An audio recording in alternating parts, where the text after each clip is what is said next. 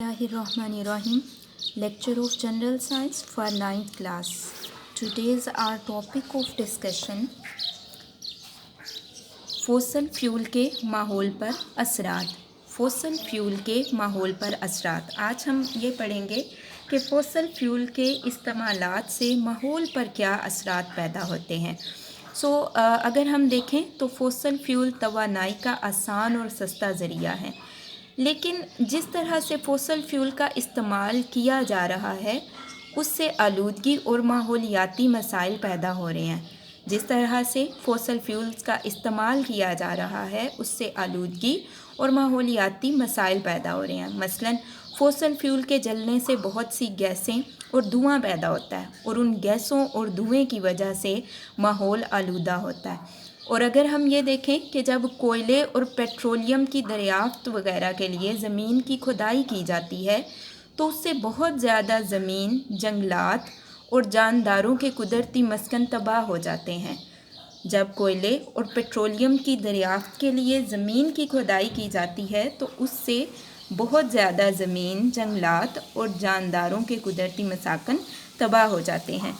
Next हम देखते हैं मादनियात और कुदरती वसाइल। मादनियात की सबसे पहले हमें डेफिनेशन पता होनी चाहिए। तो मादनियात से मुराद वो तमाम अनासिर हैं जो कि कुदरती तौर पर ज़मीन में ठोस हालत में मौजूद होते हैं। वो तमाम अनासिर जो कुदरती तौर पर ज़मीन में ठोस हालत में मौजूद होते हैं उन्हें क्या कहते हैं? उन्हें मादनियात कहते हैं। अब वो कौन कौन से हैं? जैसे कि सोना, लोहा, तांबा, जिप्सम, माइका, ये तमाम के तमाम क्या हैं? ये मादनियात हैं। ये सब के सब क्या हैं? ये मादनियात हैं। ये ठोस हालत में ज़मीन में मौजूद होते हैं। नेक्स्ट हमारे पास है ओर्स। ओर्स क्या है?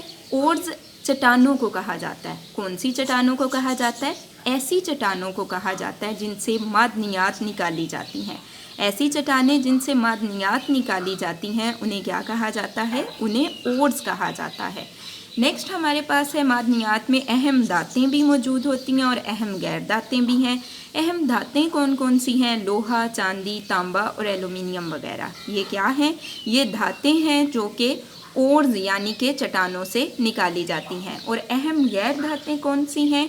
इसमें आपके पास जिप्सम आ जाएगा, लाइमस्टोन, कार्बन आ जाएगा, सल्फ़र, फास्फोरस, ये आपके पास जो है वो गैर धातें हैं। नेक्स्ट हम कुछ यूजेस देखते हैं। लाइक जिप्सम जो है वो भी हमारे पास मादनियात है। तो जिप्सम को कहाँ इस्तेमाल किया जाता है?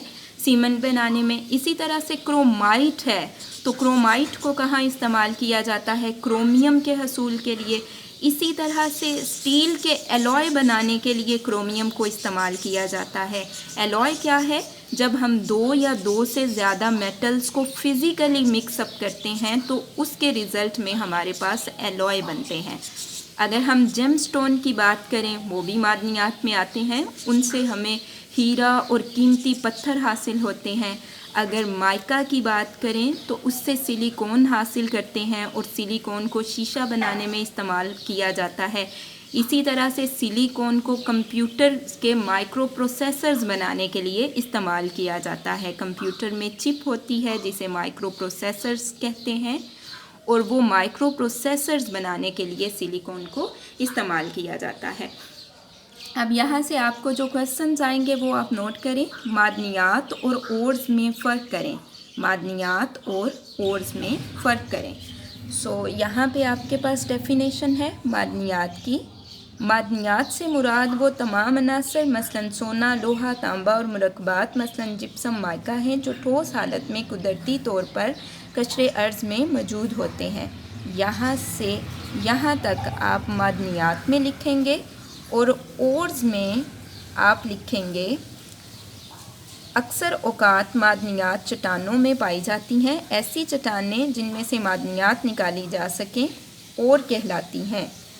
यहाँ से यहाँ तक आप ओर्स में लिखेंगे। तो इस तरह से आप दोनों में डिफरेंस करेंगे। यहाँ से यहाँ तक मादनियात में और यहाँ से यहाँ तक आप ओर्स में लिखेंगे। नेक्स्ट आपके पास है क्वेश्चन नंबर 2। معدنیات کے استعمالات لکھیں، معدنیات کے استعمالات لکھیں۔ آنسر پیج نمبر 87 پہ ہے۔ جپسم، یہاں سے لے کے یہاں تک آپ لکھیں گے۔ جپسم سیمنٹ سازی، پلاسٹر اور کلر زدہ زمین کو قابل کاشت بنانے میں استعمال ہوتا ہے۔